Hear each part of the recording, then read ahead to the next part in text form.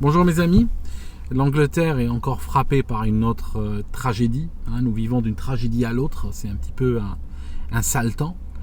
Et ce qui se passe, c'est que cette fois-ci, c'est une tour qui a pris feu. Je vais essayer de partager avec vous mon ressenti et vous dire un petit peu les leçons qu'on peut tirer de cette histoire. Si vous voulez, juste pour les faits, c'est une tour de 24 étages qui se trouve à Kensington. Alors Kensington est un des quartiers les plus riches de Londres. Par contre, ici, il y a une sorte de mixité sociale qui fait que tu peux marcher pendant 10 minutes en ligne droite et tu vas passer littéralement d'une rue extrêmement riche à une rue extrêmement pauvre le long de cette marche. Ça évite en fait d'avoir ce qui est connu sur le continent comme étant des zones de l'endroit, des zones étalées qui sont extrêmement défavorisées où même la police n'ose pas aller. Alors, toujours est-il que cette tour a pris feu. Au niveau du 6e étage. Il paraît que c'est un frigo qui a explosé.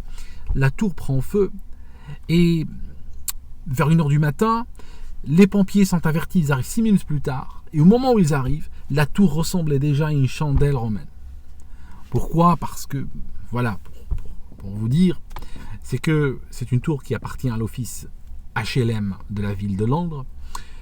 Et ce qui se passe, c'est que l'année dernière, elle a été rénovée. Elle a été rénovée pour quand même un gros montant, 10 millions de livres. Et ce qui se passe, c'est qu'à l'extérieur, elle a été couverte par un revêtement. Dans le cahier de charge, il s'agissait de baisser les factures de chauffage en améliorant l'isolation.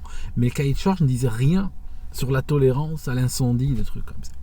Donc il y a un revêtement qui est placé, un revêtement pas cher, qui est interdit aux États-Unis. Aux États-Unis, ce revêtement est interdit pour toutes les bâtisses de plus de 40 pieds de hauteur.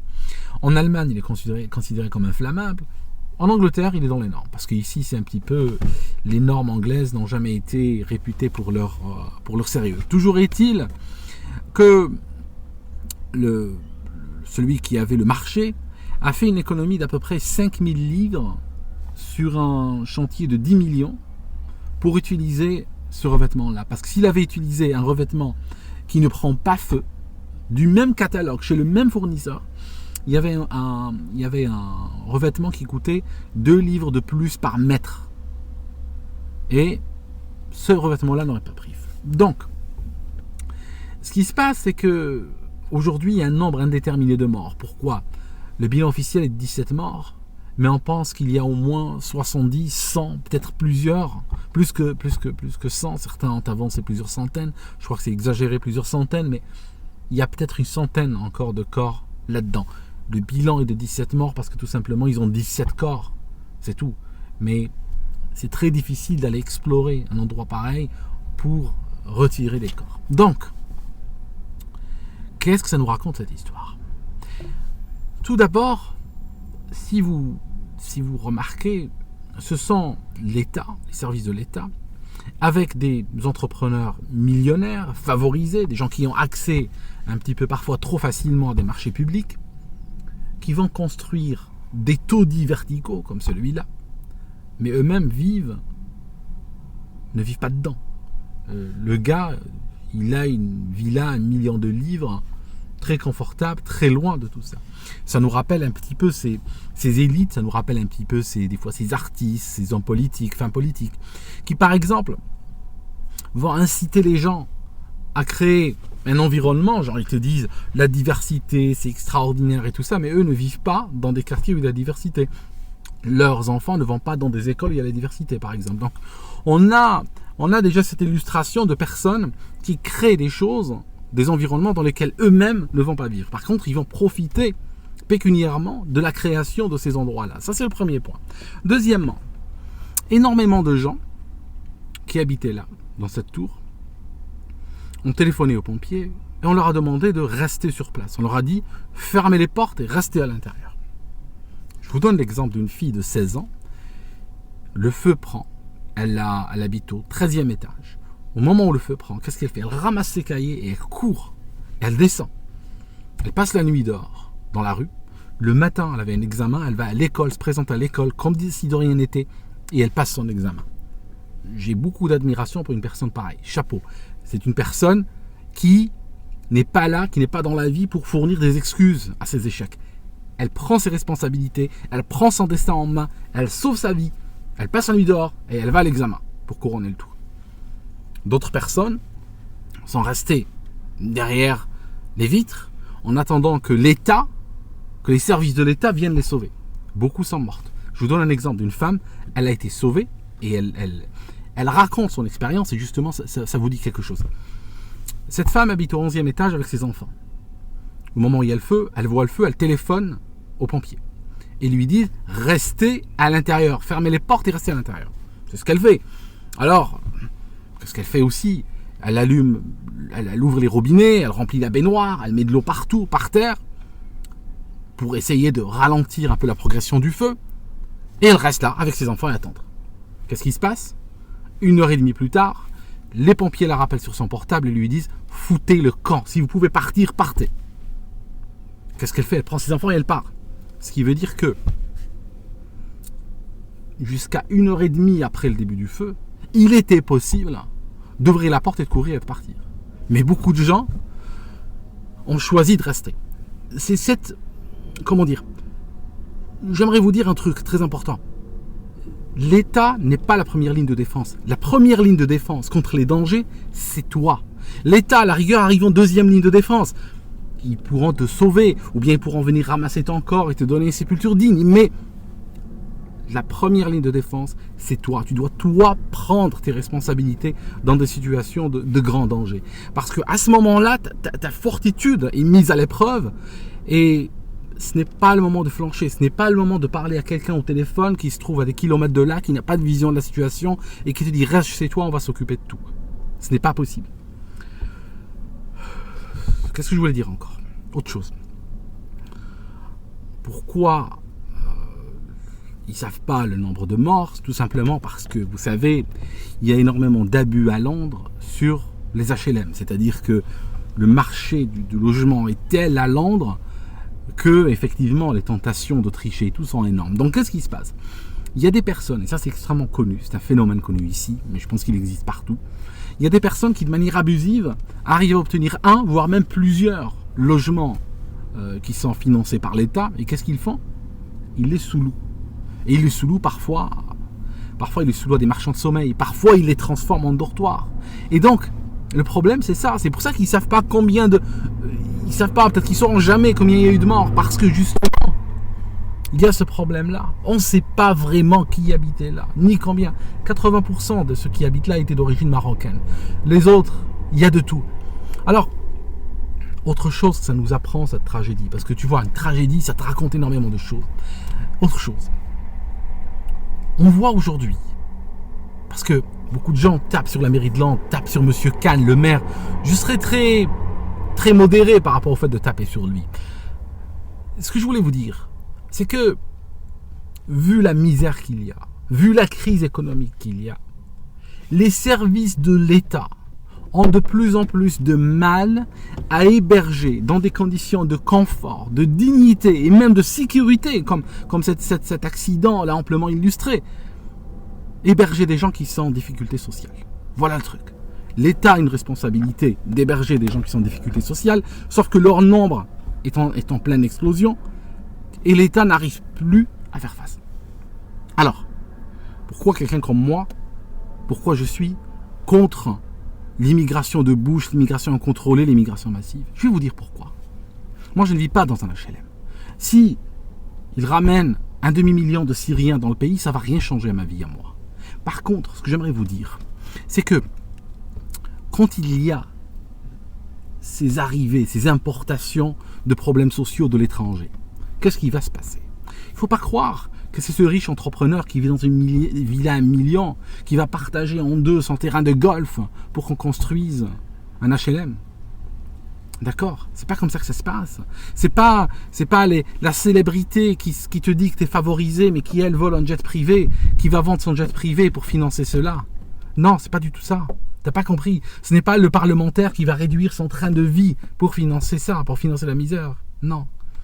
Au contraire, ce sont les membres les plus fragiles de la société. Les gens issus peut-être même de l'immigration, comme dans cette tragédie-là. Des retraités, des gens pauvres, des gens qui vivent au seuil de pauvreté, des travailleurs précaires, qui eux vont encore descendre plus dans la précarité, dans la misère, dans l'incertitude, pour pouvoir accommoder la nouvelle misère qui arrive. La misère qui arrive ne sera jamais orientée vers les quartiers de riches. Elle sera orientée là où il y a déjà la misère. C'est ça ce que je voulais te dire. Et c'est pour ça que je suis contre cette immigration complètement déchaînée. Ça, c'est un point important aussi. L'autre point, c'est l'incapacité de l'État. Remarquez que si je veux être conspirationniste pour 5 minutes, je vais dire, mais voici un revêtement qui est connu, qui peut brûler, tu le poses vertical, tu mets un chalumeau en bas, il va prendre feu complètement. Des pays l'interdisent comme les États-Unis. Ici, on va le tartiner sur 3000 buildings, dont 87 tours d'habitation très hautes. 87 tours. Ça signifie quoi? Ça signifie aujourd'hui, les entrepreneurs et les décideurs qui ont fait la connerie d'installer ce revêtement-là vont recevoir encore plus d'argent des contribuables pour aller le retirer et mettre un autre. Ça me rappelle une histoire. Ça me rappelle comment il s'appelait asbestos, l'amiante, les fibres d'amiante. On a fait construire des bâtiments, on a mis de l'amiante dedans pour remarquer plus tard qu'il fait le cancer, qui cause le cancer, et après on a repayé encore pour pouvoir soit désamianter, soit pour certains c'est même pas rentable désamianter, on a rasé. On est en train dans ce pays de raser des immeubles qui parfois on a à peine fini de payer aux banques les traites pour cet immeuble, là, ça se paye sur 30 ans, sur plus. Et qu'est-ce qui se passe au moment où on fait le dernier paiement? On va raser l'immeuble. Et qu'est-ce qu'on fait? On va reconstruire un autre et on va repayer encore à la banque pour 40 ans. Donc, je veux dire, des fois, tu vois, t'as l'impression qu'ils font des conneries parce qu'ils sont... Nous, toi et moi, nous sommes sanctionnés dans nos vies quand on fait des conneries. Quand on fait des conneries, on va les payer nous. Mais ce qui est extraordinaire, c'est que les services de l'État vivent dans un environnement, dans un monde où, quand ils font des conneries, ils reçoivent encore plus d'argent pour fixer les conneries qu'eux-mêmes ils ont causées. Tu comprends? C'est ça qui est dingue. Autre chose. Si on regarde à New York en 2001, le World Trade Center 7, et là je veux pas être conspirationniste, je veux te dire juste que les choses sont ce qu'elles ont l'air d'être. Ce bâtiment, à New York, il a brûlé, pardon, le mot est un peu grand. Il y a quelques étages à l'intérieur qui brûlaient, avec un feu qui n'avait même pas assez d'intensité pour sortir dehors, ou pour casser des vitres. Il y avait une façade entière qui était intacte, y compris ces vitres. Il n'a pas été touché par un avion ni rien du tout. Et qu'est-ce qui se passe? Au bout de quelques heures, il s'écroule en 10 secondes, il s'écroule verticalement comme ça. L'immeuble à Londres, 24 heures plus tard, il y avait des flammes nues, des flammes vives qui se voyaient à des kilomètres, qui étaient encore en train de brûler. Il n'est pas tombé. D'ailleurs, il y avait, pendant qu'il brûlait, il y a certains journalistes qui avaient peut-être un peu trop regardé l'histoire du 11 septembre, on dit oui, il va tomber parce qu'on se rappelle le 11 septembre, c'est tombé. Mais non, il n'est pas tombé. C'est jamais tombé. Des immeubles qui ont brûlé en Amérique latine, à Dubaï, il y a des immeubles qui ont brûlé partout pendant très longtemps. Aucun immeuble n'est tombé. Les immeubles ne tombent pas sur incendie. Un immeuble peut brûler jusqu'au trognon, jusqu'à la carcasse. Il ne tombera pas. Ça ne tombe pas, les immeubles, quand ça brûle. La seule fois où c'est tombé, c'était World Trade 7 à New York, en septembre 2001. Ni avant ni après, ça s'est jamais passé. Et en fait, ils étaient tellement... Je veux dire, il y a des gens qui disent, mais Cyril, t'es conspirationniste, c'est des théories officielles, tu peux pas dire ça, j'étouffe. Alors, je vais te dire un truc, juste pour que tu n'étouffes pas, juste pour que tu comprennes que... Ils avaient tellement honte, la commission officielle du 11 septembre, qu'ils n'ont même pas osé parler de ce bâtiment dans le rapport officiel. Donc il n'y a pas de théorie officielle. Ça signifie si maintenant tu as l'impression de m'entendre blasphémer, n'est-ce pas? Parce que le blasphème de l'occidental, j'ai l'habitude du blasphème du musulman. Le musulman, il m'accuse de blasphème sans arrêt. Il suffit que je prenne un hadith, un truc, j'en ai plein des hadiths. Justement, où est-ce qu'ils sont? Ils sont plus là. Tiens, regarde, tu vois, au hasard, j'ouvre la boîte à gants, regarde. Donc, je veux dire, j'ai l'habitude de parler aux musulmans, c'est pour ça que j'ai tout ça sur moi. Alors, ce qui se passe, c'est que le musulman, lui, il m'accuse des fois de blasphème, mais l'occidental n'est pas mieux, parce que l'occidental, pour lui, la divinité, C'est la version officielle, la version validée par l'État, par l'administration, par les fonctionnaires, par les hommes politiques, par les entreprises, par les banques. Cette version-là qui vient de chez Dieu lui-même, comment tu peux remettre en cause, à moins d'être un détraqué? Comment tu peux remettre en cause cette version-là? Ils nous ont jamais menti, ils ont toujours dit la vérité. Pourquoi tu les remets en question? Mais t'es malade. Je ne peux expliquer cette remise en question que par un dérangement psychiatrique qui se passe dans ta tête. Enfin... Vous avez compris ce que je veux dire? Oui, vous avez compris ce que je veux dire. Alors, voilà où nous en sommes. Voilà où nous en sommes. Un vrai merdier. 87 bâtiments qui sont aujourd'hui prêts à s'allumer comme si quelqu'un avait redécouvert le secret du feu grégoire. Ça part, je vais dire, quand ça a pris feu à Londres, les pompiers sont arrivés, l'immeuble, c'est une grande torche. Parce que à partir de la façade, le feu est parti, a couvert tout l'immeuble. Mais à l'intérieur, c'est encore ok. À l'intérieur, il n'avait pas encore évolué vers le cœur de l'immeuble. Mais les gens sont restés. Ils sont restés parce qu'on leur a dit de rester. Ben restez. Restez, attendez que les services de l'État viennent vous sauver. Bon. Si un jour vous êtes pris dans un feu, vous savez, j'ai été pompier volontaire pendant 2 ans en Suisse, ou 2 ans et demi, 3 ans, je sais plus, à peu près comme ça, quand j'étais étudiant. Tu sais, ce qui est génial en Suisse, je vais te dire un truc, ça serait peut-être sympa que ce soit repris en France, c'est que les services comme la protection civile, les pompiers ou autres, peuvent des fois aller regarder dans les fichiers des habitants et envoyer des lettres à des gens et dire « toi, t'es volontaire ». C'est extraordinaire, c'est comme un service civil en fait. Et étranger ou pas, ça change rien. Moi, j'ai reçu une lettre un jour des pompiers, j'ai été les voir, ils m'ont dit « écoutez, on vous a désigné, vous êtes volontaire. Par contre, ils m'ont dit « en aparté, en dehors de tout ça, on peut vous obliger à faire pompier si on veut, parce que légalement, ils ont le droit. Par contre, on ne veut pas avoir des gens qui sont obligés. On veut juste, si vous voulez le faire, si ça vous excite de le faire, vous êtes bienvenus. » Et donc, moi, je dis bien sûr, moi, j'ai adoré l'idée. Et j'ai été chez eux pendant ce temps-là, n'est-ce pas? Et ce qui se passe, c'est qu'à l'extérieur de Lausanne, on avait une sorte de maison en carcasse, une maison en béton. Et on allait régulièrement là-bas, donc il la remplissait de palettes et de bois et tout ça, mettait de l'essence dessus, et il foutait le feu. Et il fallait rentrer là-dedans, c'était une vraie fournaise. Et en fait, un truc extraordinaire que j'aimerais te dire, si un jour tu es pris dans un incendie, c'est que quand tu vois cette fournaise, tu vois les flammes sortir des fenêtres et tout ça, t'as pas l'impression qu'il y a un espace de vie là-dedans. Mais en fait, s'il y a